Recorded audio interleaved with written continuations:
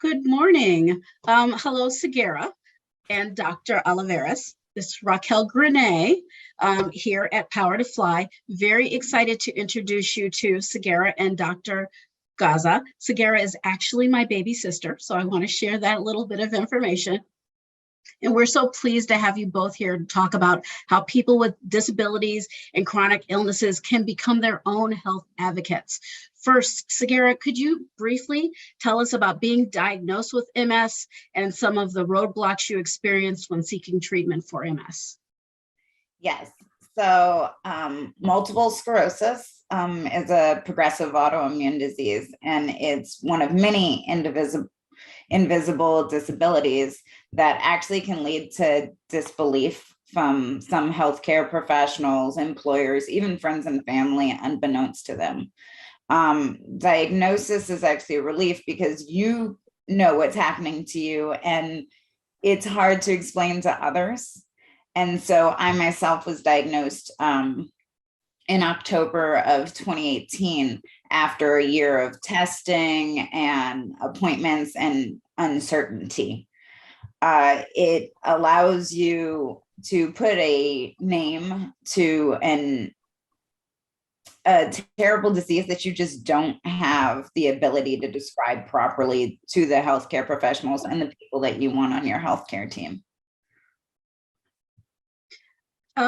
Doctor, as far as can you tell us why patients seek diagnosis or treatment or often experience delays, or physicians just really minimizing what they're hearing about these people's cases? Hello. Well, first of all, thank you so much for the invitation. I'm really glad to be here and share a screen with Sagirah, who is an amazing person. Also, I just want to tell you that English is not my first language, so I'm sorry I'm going to make a lot of mistakes, but I will try to do my best to explain myself. So delays related to diagnosis and treatment always have two sides. There is a patient side and a physician side. Patient side can be related to economic factors, shame of the diagnosis. Sometimes the patients are too worried to know what's really going on. But in the physician side, there is a lot of misinformation for certain diseases that we're not used to, something that we call rare diseases. Usually physicians are trained to find out the most common cause of the symptoms and the signs. But usually we do not look further to evaluate more deeply the patient because we don't think that it will be that rare disease that we see sometimes in class. So that is something that sometimes make a huge delay in the diagnosis. Also, there is some bias related to the practice of every physician. We have some experience doing certain stuff, but not to other type of treatment or other type of disease. So we should be really clear on our limits and to really know why and where do we stop helping the patient and ask for help to another specialist or another medical professional. So I think it's really important to be really updated and also open to conversation with the patient, because no one knows better the symptoms and what is happening to them than the patient and the family. So yeah, we should be really open to communication. Well, the traditional paradigm of the doctor-patient relationship is that the doctor gives their opinion, the patient obeys their advice. How did you develop an equal partnership with each other focused on Sagirah's goals for treating the disease? That's both of you. Oh, well, I'll say that I don't actually believe it's an equal partnership. He has a medical degree. As the physician that you're looking forward to having on your healthcare team, you want them to be able to be straightforward with you and accept some of the, different alternatives of treatments, because you yourself are looking up your disease, your symptoms every day, and you are case focused on yourself. Meanwhile, doctors have a large caseload. There are many patients that they're seeing at once.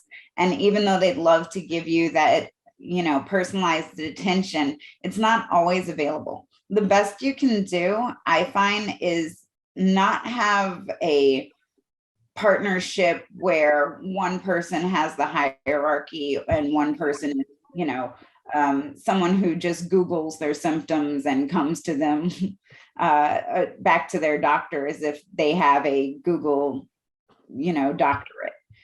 It is a give and take system. I always look for a healthcare provider that I can share what I found with and receive non-criticism, but a helpful return of ideas and information. Not everything works for every patient, but you have to be open to both their advice as a medical professional and knowing that you chose them to be on your medical team for the reason that they are a doctor. And then Dr. Gazca, your opinions on patients actually seeking you out, especially if they've run into a lot of roadblocks with other doctors. Where do you find this balance of a relationship and equal partnership? Well, we need to learn to listen. Patient knows a lot, and most of the patient knows more about the diseases than we, because we are not experiencing the symptoms, we're not experiencing the signs of the disease. So we need to learn to listen and to be open to learn new stuff. There are a lot of patients that come here and show us, I have been looking for this treatment. What do you think about that? I don't really know. I'm not supposed to know everything. So of course, I will gladly do some research about that new treatment. And of course, I will do an advice based on what I have in my medical degree. But the idea is to share ideas and to be open to have a bilateral communication. I think that is the key for a good relation between patient and medical team. Also, it's important that now the medicine have changed a lot, and now it should be patient-centered medicine practice. So everything should be done and should be around how we can improve quality of life, and not only look for great results in blood work and in MRIs and things like that. We need to change the quality of life of the patient, and there are certain minimal things that we can do to improve that. So we should be really careful about it. So Sagirah, I know you had a lot of roadblocks, and you actually personally found this treatment yourself. It wasn't something that anyone told you about. You just happened to stumble upon it during a bucket list trip that your husband took you on in London. Can you tell us about your treatment and recovery and the role that your own self-directed learning played in that? Yes. So I actually was on a vacation in Ireland. And the way that HSCT is talked about within their healthcare system is vastly different to the United States healthcare system. For them, it is a world-renowned practice. They have these FACT-accredited clinics around the world. And you know that if you can't receive the healthcare that you need within the UK system, that you should go ahead and seek out those FACT-accredited clinics. For me, I came back to Houston. I continued to do a lot of research because HSCT is not for everybody. It is not a cure-all for MS. It is something that I chose because I wanted to not be slowing progression, which is what happens with many of the disease-modifying drugs available within the US market. But in fact, I wanted to stop progression. So by stopping my progression, I felt like it would give me more time, and it was worth it to me to take that massive step, just weighing my pros and cons. At the time of the decision, I had gone from being able to walk and run to using a cane and sometimes a wheelchair as a daily happening. I am now from that 30-day treatment within the Clínica Ruiz. I left on my own accord. I've never required any additional medications. I went into intensive physical therapy with a great physical therapist here in Houston at Performative PT. And Dr. Amber taught me how to walk again properly, kind of placing all of the badly, learned entities back and relearning to start. So we retrained to walk, then we retrained to run. Now I wanted to utilize running, something that I quite enjoyed, as a opportunity to spread HSCT awareness. I'm lucky that because I can run and do these marathons, that I've been able to help others and make their road a lot easier to find HSCT as an option. It might not be an option for all of them, but just to have that information and that access to knowledge, I found difficult for myself. And I want to make sure that it's easier for the next people who come behind me, so that their road isn't as gravelly and it's a lot less fearful than mine was. Okay, so we have a question from the audience. How can we go into a doctor's visit prepared in a way that won't get me instantly dismissed? As Sagirah just said, there are ongoing joke about people using Google for their symptoms, but when that's all they feel that they have available, what should they do? They don't want something to go unexplained or forgotten, but they also don't want the doctor to assume that they're automatically fishing for a diagnosis. Well, Google is not our enemy. Actually, we have found a lot of diagnosis earlier because they Google the symptoms and the patient thinks, maybe I'm having multiple sclerosis, maybe I'm having some other chronic disease that we cannot see often. So Google is not our enemy. I think that we should be open to take the ideas that the patient has and also do some more tests to make sure that it is not the disease that the patient is telling us. So I think that it is more a physician issue than a patient issue, because the patient should come with all the ideas, all the worries, and we're here to give answers to all those questions. And Sagirah, what did you do? I mean, as far as standing up to doctors, I know you did a few battles with a few different doctors and a few different hospitals until you finally landed on the right solution for you. So please explain to others how they can be an advocate for themselves. So upon finding HSCT, I did immediately take it to my healthcare team, and it was not well received at all. I was basically told that Mexico didn't have the treatment I needed, that this was something that was not well proven, that a lot of people that I've talked to more recently as I've helped them, you hear doctors saying things like they're going to come back in a cardboard box, they're going to receive saline, like all of these horrible things that can actually lead to them, kind of stepping back and saying, well, maybe that treatment isn't correct. The harder thing is we have a historical approach to healthcare, right? The doctor gives the advice, you take the advice, and you pray that it works. Now we do have that opportunity to walk in with information on a treatment that maybe the doctor's not well versed in. You have to find a doctor who's willing to kind of take your side, but still, again, offering their medical opinion. I went through my neurologist, and even though he knew a lot about HSCT and was willing to learn more about HSCT, he was still focused within the US base of the FDA. And that's not something that, is easily moved. It's something that they have had in place for years. It goes to them also worrying about malpractice and things like that. I understood that as a patient, but I also knew that I wanted to take a chance to stop the progression of my MS. And so I eventually had to, stand up for myself. It was kind of interesting because once I had made that choice, going to Clinica Ruiz, I had a lot of friends and family telling me that, like, are you sure you want to go to Mexico and all of these things? And what will the facilities be like? And I'm here to tell you, world renowned. They are some of the best facilities you will ever play. It is a pay self-care,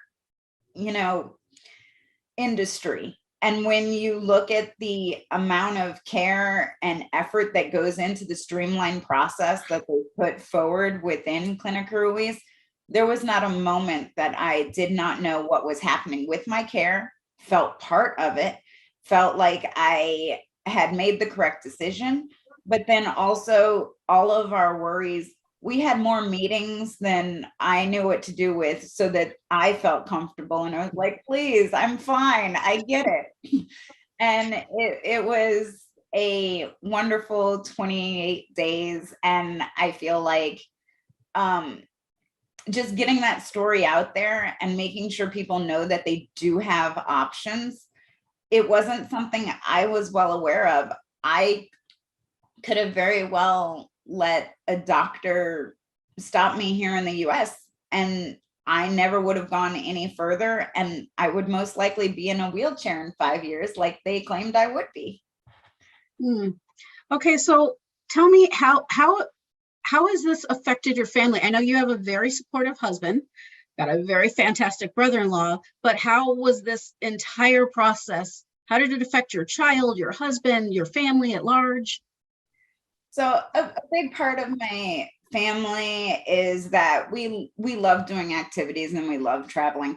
I realized very quickly as I watched my husband Joe struggle with the world's most accessible wheelchair through all of these different, airports internationally. And I said, this is not going to be possible for us to continue. We love doing things together. We love traveling. We have large Christmas trips to Thailand. We went to, all of these different ideas of how I was going to be able to do that within a wheelchair. And in the end, it's just easier not to have to deal with the wheelchair option at all. I can now walk. I can now run. We are doing the Abbott World Majors marathons together as a family, really. Joe is a great support system. I've already run the Chicago Marathon and the Boston Marathon. This year in 2022, I will complete the New York City Marathon as well as the London Marathon. So that's San Francisco. You already did San Francisco this year. It's not one of the world majors, but that was a fun marathon that we did to help promote HSCT as well. My last trips will be to Berlin and then finally to be the first person with primary progressive multiple sclerosis who received HSCT to complete the Abbott World Majors 6-star, and I'll receive that medal in Tokyo. Yeah, perfection. So, Dr. Juan Carlos, tell us more about having this influx of healthcare seekers from across the world and how your organization has dealt with this. Well, it has been really hard because, as you can imagine, being a facility focused only in a specific treatment outside the US or outside Europe, it's hard to find that the doctors and patients get confidence in what we're doing. So we try to publish our results, and we have been publishing some peer review papers that help us a lot to convince patients and also convince physicians that we're doing right things. And this is a really good option for patients with multiple sclerosis and other autoimmune diseases. And something that we should mention here is that primary progressive multiple sclerosis usually has been thought that it is not responsive to HSCT. And we can see here with Sagirah that is not true. We have to break more paradigms and to make this treatment available for all the patients. So we have been trying to keep on the fact accredited as a clinic, and also that give us a support as we're doing things as they do in other countries. What can you do if differential diagnosis isn't helpful? Somebody's mentioned that they're 3 years undiagnosed from an unknown autoimmune process that almost killed them. Well, that helps a lot. Usually, autoimmune diseases are really hard to diagnose and to put a specific name because they're like a universe of different diseases. So it's really hard. But the good news is that almost all autoimmune diseases respond to immune modulators, immune suppressors, and also to HSCT, that it is the biggest part of this immune suppressive therapy. So another comment from the chat is the zebra has become representative of the international rare disease community. As doctors hear hoofbeats and look for horses, you will never know if it's a horse or a zebra unless you look. So you do advocate people Googling or trying to find information, but you also say that having a doctor support and doctor partnership is very important, correct? Yes, that is totally correct. We need to work together to find out the best outcome for patients. Patient knows more, and physicians work here to help and to guide patients to the right treatment and the right place to have it. So as far as I know, this has worked great for Sagirah for MS. What other autoimmune diseases have you seen HSCT work for? Well, we have been doing also this transplant for CIDP, that it is another rare autoimmune disease from the nervous system, also to type 1 diabetes in a person just diagnosed to type 1 diabetes is really useful. Transverse myelitis also it's useful, and we have been exploring about Crohn's disease, that is also a really common autoimmune disease that it seems to respond well to HSCT. Perfect. Well, I would love to, I don't know if it's in the chat or not. How can people get in contact with you? And do they have to have a doctor they've already spoken to in the US to determine that, yes, it is one of these diseases? How do they find you? Yes, well, we need that the patient has a diagnosis in order to come here, because we need to make sure that it is an autoimmune disease and to make sure that this is going to work. So you can contact us in our webpage. It is hsctmexico.com. And then you can find more information about the treatment that we are offering and how to apply for the treatment. Okay, well, we only have 5 minutes left, so I'd love to get your final thoughts across the board for both of you. Doctor, why don't you start, and then we'll end off with what Sagirah thinks. All right, so I think that it is really important that patients are open to talk with the physicians, and physicians are open to talk with patients. If your physician is not open to have this dialogue with you, I would suggest you to find another, because you may be not in the right place. We need to work together, and patients' quality of life should be the key for the whole process and the whole treatment that the patient will receive. So thank you again for the invitation. Oh, Power to Fly thanks you for joining us. Sagirah, your final thoughts? So I'll say that when I originally set out on my goal to spread awareness, it was to spread awareness for HSCT for MS. Further down the road, I realized that the bigger picture was to influence patients to become their own health advocates. Being able to know your power, find the correct healthcare facilities and the healthcare doctors that are going to help you reach your healthcare journey and your goals. That is the most important thing you can do. I see it time and time again. I have a Facebook blog, MS Sagirah, and I get contacted about every day. And you hear some stories where people feel a little heartbroken that they're not being believed and they're not having access to the treatments that they'd like. Go ahead, do your research, and find someone who is willing to be part of your advocate team. So then my final thoughts, since I actually do have a little part in this whole entire process.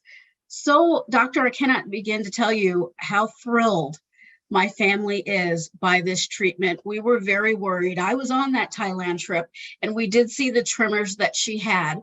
And even myself and her husband would grab her hand to try and steady it. And then after the treatment, to come back and her be basically back to normal and throwing away the cane I bought her. It was the Dire Wolf cane that was so nice, and not have to use that anymore and basically put it in a closet. The treatment was fantastic. You being there, I can't even begin to tell you how wonderful it is, and our family is very grateful to you and your clinic. And that is what I have to say on this. And it just, again, as Sagirah has said, to all of you out there, be your own advocate. Don't just take no for an answer. Continue to look and see whether or not there are other options, because in a lot of cases, they're not going to pour this information out to you. In some cases, you're going to have to seek to find it yourself. So again, Power to Fly, we very much welcome you both, and we're very thankful that you came to us and allowed us to dive more into the story and learn more about the HSCT treatment and how it's made advances and changes in so many lives. One last question, Doctor, how many persons have gone through this HSCT treatment and seen such a dramatic change in their life? We have transplanted up to today 1,300 patients. That is fantastic. And thank you so much for your time. Meg, I know we're at time, so I just want to thank everyone again and thank the audience for tuning in. Thank you.